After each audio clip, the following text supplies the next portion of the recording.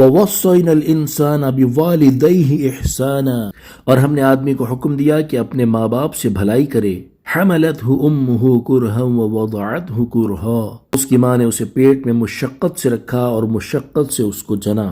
وَحَمْلُهُ وَفِصَالُهُ 30 شَهْرًا، اور اس کے حمل اور اس کے دودھ چھڑانے کی مدت 30 مہینے ہے۔